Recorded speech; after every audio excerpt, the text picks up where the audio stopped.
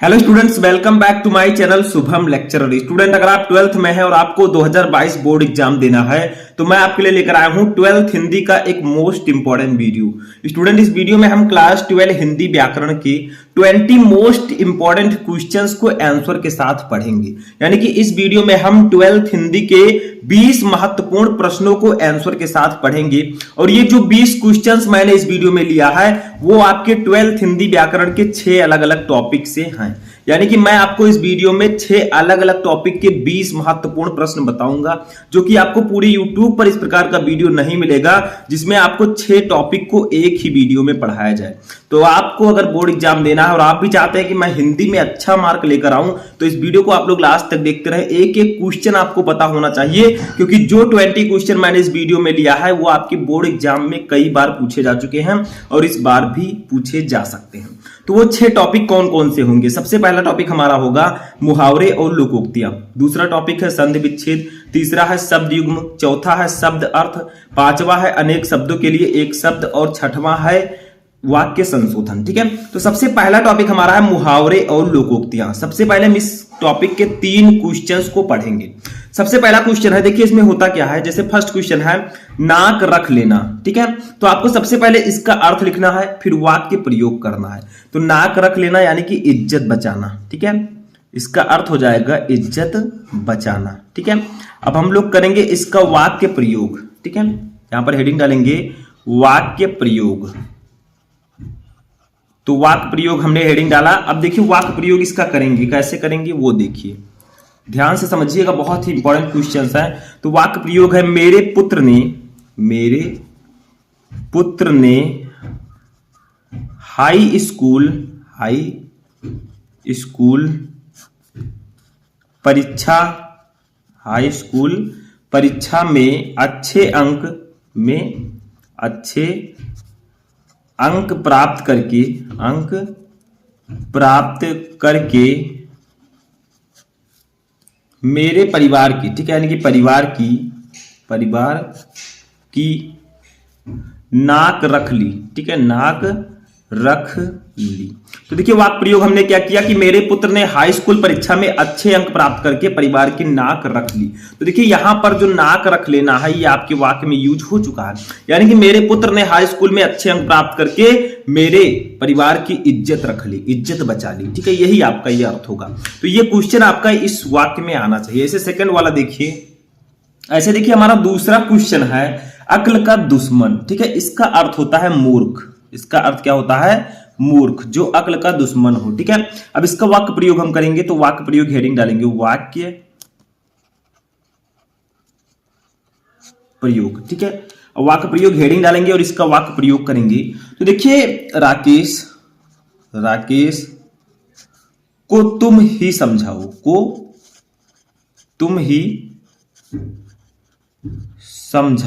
ठीक है, को तुम ही समझाओ, वह तो अक्ल का दुश्मन बनता जा रहा है। ठीक है, दुश्मन बनता जा रहा है। तो देखिए अक्ल का दुश्मन, इसका अर्थ होगा मूर्ख। ठीक है, वाक्य प्रयोग कैसे करेंगे? राकेश को तुम ही समझाओ, वह तो अक्ल का दुश्मन बनता जा रहा है, यानी कि वह तो मूर्ख बनता जा रहा है। ठीक है, तो ये सब छोटी छोटी चीजें आपको ऐसे ही वाक्य प्रयोग करना होगा, ऐसे ही अर्थ लिखना होगा। तो इसी प्रकार से आपको करना है। ऐसे तीसरा देखिए हमारा है हवा हो जाना। अब हवा हो जाने का मतलब क्या होगा? तेज दौड़ना, यानी कि हवा हो जाना, इसका अर्थ हो जाएगा तेज दौड़ना। ठीक है, इसका वाक्य प्रयोग करेंगे। तो हेडिंग लेंगे वाक्य प्रयोग। देखिए आप कुछ भी लिख सकते हैं वाक्य प्रयोग में, जो भी वाक्य आपको पता है वो आप लिख सकते हैं, लेकिन जो ये आपका जो क्वेश्चन है हवा हो जाना, ये उस वाक्य में आना चाहिए। बस यही, कोई जो इन्हें मैंने जो लिखा है वही वाक्य आप लिखें। ठीक है, तो देखिए राधा और प्रतिभा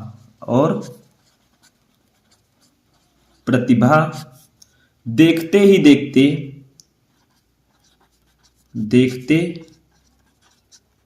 देखते हवा हो गई। ठीक है, तो राधा और प्रतिभा देखते ही देखते हवा हो गई, यानी कि राधा और प्रतिभा इतनी तेज दौड़ी कि देखते ही देखते वो हवा हो गई। ठीक है, तो इस प्रकार से आप वाक्य प्रयोग कर सकते हैं। तो यहां पर 3 क्वेश्चन मैंने आपको मुहावरे और लोकोक्तियों का बताया। अब हम चलेंगे अपने नेक्स्ट टॉपिक की ओर और नेक्स्ट क्वेश्चन पर। तो देखिए, जो हमारा चौथा क्वेश्चन है ये हमारे नेक्स्ट टॉपिक से है, जिसका नाम है संधि विच्छेद। इसमें आपको क्या करना है, जैसे क्वेश्चन है श्रीशाह का संधि विच्छेद है। अब आपको श्रीशाह का सही संधि विच्छेद यहां पर चूज करना है। आपके पास 4 ऑप्शंस है, चारों में से कौन सा ऑप्शन सही है, कौन सा श्रीशाह का सही संधि विच्छेद है, वो आपको बताना है। तो का है श्रीधन ईसा, खा है श्रीधन ईसा, गा है सरधन ईसा, घा है श्रीधन ईसा। तो इसका राइट आंसर होगा ऑप्शन नंबर घा, श्रीधन ईसा। यानी कि श्रीशाह का सही संधि विच्छेद श्रीधन ईसा होगा, तो घा वाला ऑप्शन आपका सही है। ऐसे 5वां क्वेश्चन देखिए, कामारी का संधि विच्छेद है। कामारी का संधि विच्छेद क्या होगा?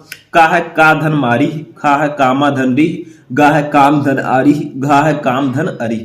तो इसका राइट आंसर क्या होगा? इसका राइट आंसर होगा ऑप्शन नंबर घा, काम धन अरी। देखिए यहां पर काम, जब आप काम बोलते हैं तो मां के लास्ट में छोटा आ आता है और इसके पहले छोटा आ है, तो छोटा आ और छोटा आ मिलकर क्या बना लेंगे? बड़ा आ। तो ये कामारी ही हो जाएगा। ठीक है, ऐसे 6 नंबर देखिए, तथेति का संधि विच्छेद क्या होगा? तथेति का सही संधि विच्छेद क्या है? का है तथ धन इत, खा है ता धन थेति, गा है तथा धन इत, घा है तथा धन ती। तो इसका राइट आंसर होगा ऑप्शन नंबर गा, तथा धन इत। ठीक है, तथेति का सही संधि विच्छेद होगा तथा धन इत। तो ये गा वाला ऑप्शन आपका सही होगा। इसी प्रकार से आपको संधि विच्छेद चूज करके लिखना है। समझ में आ रहा है? इसी प्रकार से बहुत सारे क्वेश्चन मैं आपको ऑलरेडी बता चुका हूं, अगर आप लोगों ने नहीं देखा है तो जाकर आप लोग देख सकते हैं। ऐसे हमारा जो 7वां क्वेश्चन है वो हमारे शब्द युग्म टॉपिक से है। शब्द युग्म का मतलब 2 शब्दों का जोड़ा। ठीक है, जैसे देखिए अपत्य अपस्य। ठीक है, अपत्य अपथ्य, तो इसका सही अर्थ क्या होगा? देखिए जो पहले है इसका अर्थ पहले होगा, जो बाद में है इसका अर्थ बाद में होगा। तो अपत्य अपथ्य। ठीक है, तो का है पति विहीन और कुमार्ग, खा है पुत्रहीन और भोजन, गा है संतान और अहितकर भोजन, घा है पुत्र और बीमारी।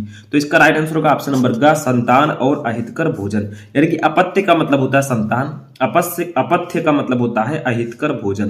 तो ये ऑप्शन नंबर गा आपका सही होगा। याद रखिएगा, जो पहले वर्ड है उसका अर्थ पहले होगा, जो बाद में शब्द है उसका अर्थ बाद में होगा। ठीक है, तो इस प्रकार से आपको यहां पर लिखना है, सही ऑप्शन चूज करना है। ऐसे 8 नंबर देखते हैं। अच्छा देखिए 8 नंबर क्वेश्चन हमारा है कि नीर नीड। ठीक है, इसका सही अर्थ क्या होगा? नीर नीड। तो देखिए नीर का मतलब तो आपको पता है जल होता है। तो बताइए, का है नारी और जड़, खा है जड़ और नारी, गा है घोषला और जल, घा है जल और घोषला। तो इसका राइट आंसर क्या होगा? देखिए नीर का मतलब होता है जल, तो ये जल और घोषला, तो ये घा वाला ऑप्शन आपका सही होगा, जल और घोषला। यानी कि नीर का मतलब जड़ और नीड़ का मतलब घोषला, तो जल और घोषला इसका सही आंसर होगा। ऐसे 9 नंबर देखिए, कृषि। इसका सही अर्थ क्या होगा? का है दुबला पतला और किसान, खा है दुबला और खेत, गा है किसान और खेती, घा है दुबला और खेती। तो इसका राइट आंसर होगा ऑप्शन नंबर घा, दुबला और खेती। यानी कि कृषि का मतलब दुबला, कृषि का मतलब खेती, तो ये दुबला और खेती इसका राइट आंसर होगा। तो ये घा वाला ऑप्शन आपका सही है। समझ में आ रहा है?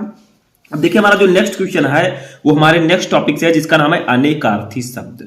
जिसके अनेक अर्थ हो, इसको हम पर्यायवाची शब्द के नाम से भी जानते हैं। ठीक है, जैसे देखिए फूल, 10वां क्वेश्चन है फूल। अब फूल के कौन कौन से और अर्थ हैं और हम किन नामों से फूल को जानते हैं? तो देखिए फूल को हम पुष्प भी कहते हैं। ठीक है, उसके बाद में एक आभूषण भी होता है फूल। ठीक है, एक आभूषण। देखिए घुटने की गोल हड्डी, घुटने की गोल हड्डी। ठीक है, इसको भी हम कहते हैं फूल। ठीक है, तो ये सब आप लोग लिख सकते हैं। देखिए फूल को पुष्प भी कहते हैं, ये एक आभूषण भी है और घुटने की गोल हड्डी भी है। 11 नंबर देखिए मन। मन को और हम किन नामों से जानते हैं? संवेदन भी मन को कहते हैं। ठीक है, इसका एक अर्थ संवेदन हो जाएगा, हृदय हो जाएगा, ठीक है, ज्ञान हो जाएगा, संकल्प हो जाएगा। तो ये आप मन के अनेकार्थी शब्द को लिख सकते हैं इस प्रकार से। 12 नंबर हमारा राजा।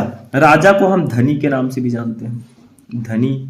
शासक भी राजा होता है। ठीक है, तो शासक इसका भी नाम हम कह सकते हैं। उसके बाद में उपाधि भी राजा को हम लिख सकते हैं, एक उपाधि है। ठीक है, एक उपाधि आप लिख दीजिए, आगे एक लिख दीजिए। ठीक है, राजा को एक उपाधि भी है। ठीक है, उसके बाद में प्रिय भी है। तो इस प्रकार से आपको अनेकार्थी शब्द लिखने होते हैं। ठीक है, आपको 1-2 ही लिखना होगा, जो आपके एग्जाम में पूछा जाएगा वही आपको लिखना है।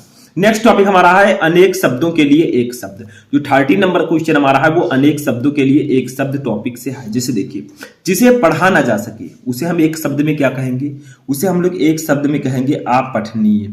ठीक है, जिसे देखा ना जा सके, ठीक है, तो जिसे पढ़ा ना जा सके उसे हम कहेंगे अपठनीय। समझ में आ रहा है। ऐसे 14 नंबर देखिए, जिसके विषय में लिखना आवश्यक हो उसे हम लोग कहेंगे उल्लेखनीय। ठीक है, उल्लेखनीय। ठीक है, तो जिसके विषय में लिखना आवश्यक हो उसे हम एक शब्द में कहेंगे उल्लेखनीय। तो यही है अनेक शब्दों के लिए एक शब्द। जैसे देखिए, जो फूल अभी खिला ना हो उसे हम एक शब्द में क्या कहते हैं, देखिए उसे हम कहते हैं कली। ठीक है, जो कली होती है वो पूरी तरह खिला नहीं होता है। ठीक है, तो जो फूल अभी ना खिला हो उसे हम कली कहते हैं। 16 नंबर देखिए, जिसकी कल्पना की जा सके उसे हम लोग क्या कहेंगे, कल्पनीय। एक शब्द में कहेंगे उसे कल्पनीय। जिसकी कल्पना की जा सके उसे हम लोग कहेंगे कल्पनीय, और जिसकी कल्पना ना की जा सके उसे हम लोग कहेंगे अकल्पनीय। ठीक है, आगे छोटा आ लगा दीजिए। समझ में आ रहा है। तो ऐसे ही आपको अनेक शब्दों के लिए एक शब्द लिखना होगा। चलिए नेक्स्ट क्वेश्चन देखते हैं।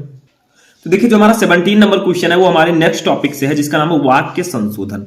इसका मतलब क्या होता है, वाक्य संशोधन का मतलब वाक्य को शुद्ध करके लिखिए। वाक्य में कोई गलतियां हैं उसको आप सही करके लिखिए। जैसे देखिए 17 नंबर, सुशीला को 2 पुत्र हैं। तो इसमें गलती क्या है, पढ़िए और समझिए। सबसे पहले आप लोग पढ़िए तभी आपके समझ में आएगा। तो इसमें गलती है कि सुशीला को के स्थान पर के रहेगा। सुशीला के 2 पुत्र हैं, 2 पुत्र हैं। ठीक है, तो सुशीला को 2 पुत्र हैं, ये वाला गलत है क्योंकि को लगा है। सुशीला के 2 पुत्र हैं। तो आपको सही चीजें पढ़कर समझना है कि इसमें कौन सी गलती हो सकती है, मेरे बोलने में क्या डिफरेंस हो रहा है, मेरे बोलने में क्या गलती लग रही है, वो आपको सही करना है। ठीक है, ऐसे देखिए 18 नंबर, रमेश, देवेंद्र और विनोद आएगा। तो देखिए आएगा, अगर आएगा लिखा है तो सिर्फ एक आदमी होता तब हम आएगा का यूज करते। यहां पर रहेगा रमेश, देवेंद्र और विनोद आएंगे, क्योंकि 3 लोग हैं। तो हम लिखेंगे रमेश, देवेंद्र और विनोद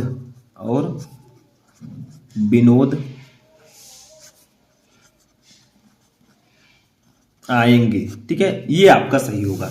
ऐसे 19 नंबर देखिए, हम यहां कुशलता पूर्वक से हैं। तो इसमें क्या गलती है, देखिए हम यहां कुशलता पूर्वक से हैं, यहां पर से की कोई जरूरत नहीं है। हम यहां कुशलता पूर्वक हैं, तो उससे आपको नहीं लगाना है। तो लिखेंगे हम यहां कुशलता पूर्वक